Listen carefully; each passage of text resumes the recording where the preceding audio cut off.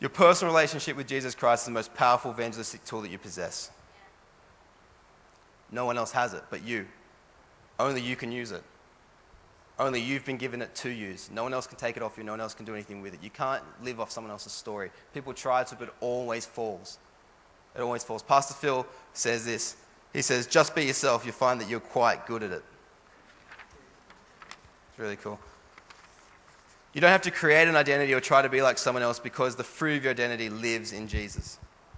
Maria Montessori, who was a cool kind of Catholic lady. I was going to say chick, but it didn't sound right. From a while ago, she says this. I love this quote. When an apostle seeks to win a soul to Christ, he appeals to understanding and not to imagination. For he knows that his task is not to create something, but to call aloud that which is slumbering in the depths of the heart.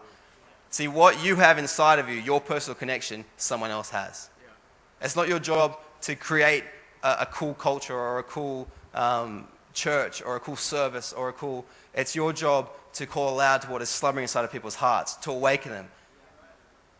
It says in Ephesians, arise, O sleeper, awake from the dead, and Christ's light will shine on you. We've got to wake people up.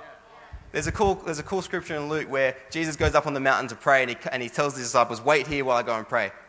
And he comes back and he finds them sleeping. And he's like, oh man, why are you sleeping? Can't you just stay up an hour while I go and pray? So he tells them to wait up again. And he goes back and he comes back and they're sleeping again. I want to say tonight, no more sleeping. No more sleeping. Wake up. Wake up. Rise up. And Christ's light will shine on you. Come on, let's give God a huge hand. So, I'm gonna close with this. And then we'll sing a song, and we'll finish up. This is a letter I received from a real close friend of mine who recently moved away, and we became real close through change. And I really miss him. But this is cool. He sent me this, and it was real timely that it came this week.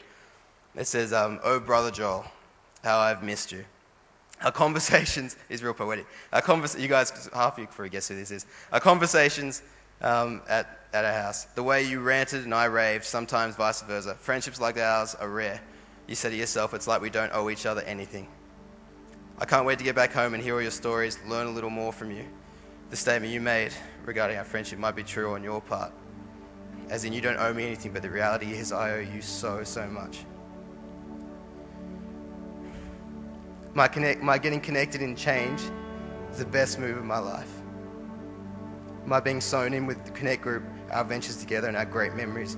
Also your own ongoing commitment just to talk. You mean a great deal to me. London is good, but I don't want to talk about that. You know it and I've heard it all before, what God's doing. Now that's a letter. Everything is becoming so, for want of a better word, redefined.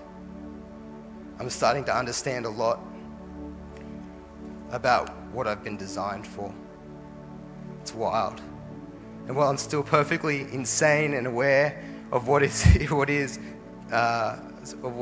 being here has made it abundantly clear that there is a this.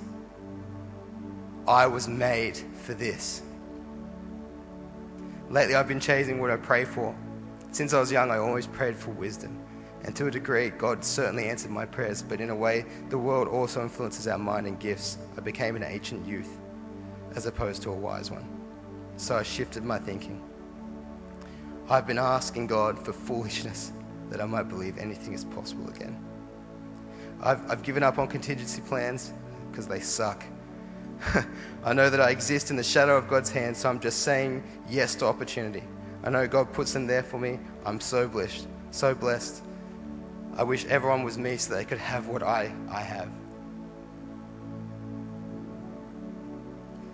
I'm crying out of joy because I know what this guy was going through when I met him. And I just felt the call to hang out with him. I'm not claiming that I did this, but it's so, so relieving to see someone who understands their identity. He's over there having the time of his life, making waves, and he's in Change London, and he's working with Awakening London and CCC London, and he's absolutely killing it because he understands what his identity is. I want to do this.